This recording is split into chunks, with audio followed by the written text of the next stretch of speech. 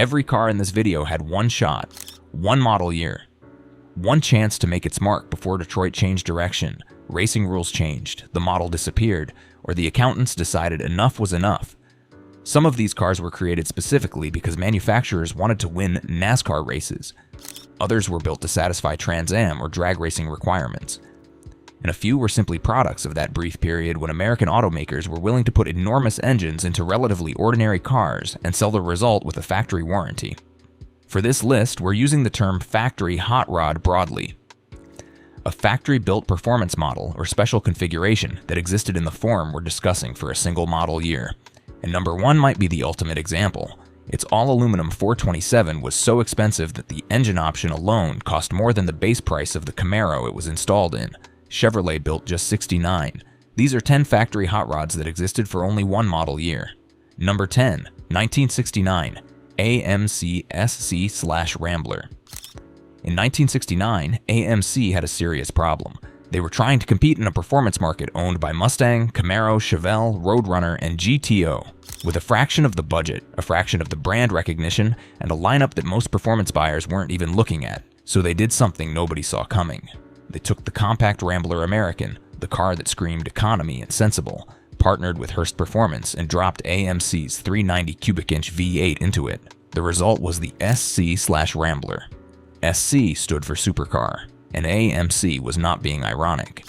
That 390 was factory rated at 315 horsepower and 425 pound-feet of torque.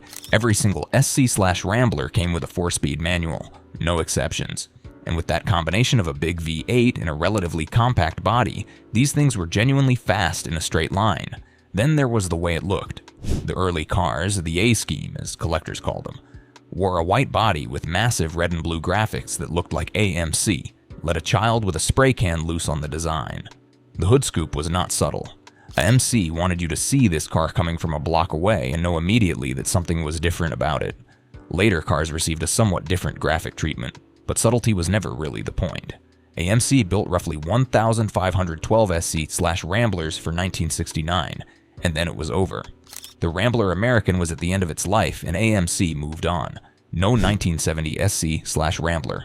No continuation. 1 year, 1 car, done. Number 9, 1970 AMC Rebel Machine. 1 year later, AMC came back with a car whose name sounded less like a factory option and more like something a 16-year-old would name a band. The Machine. Officially the 1970 AMC Rebel Machine, and AMC was clearly in the middle of a naming phase where subtlety was completely off the table. Under the hood was another 390 V8, this time factory rated at 340 horsepower. Buyers could get a manual or automatic.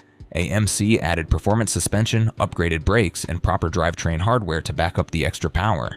But the look is what people remember. The most famous early examples were red, white, and blue from end to end, with a prominent hood scoop and striping that made the car look like it was campaigning for office.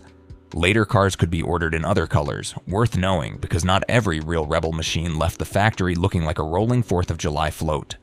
AMC built approximately 2,326 of them. Then the Rebel name was replaced by the Matador for 1971 and the Machine disappeared with it. That makes 1970 the only model year for one of AMC's strangest and most interesting muscle cars. Number 8, now return to 1970 Dodge Challenger T/A. The Dodge Challenger arrived for 1970 entering a pony car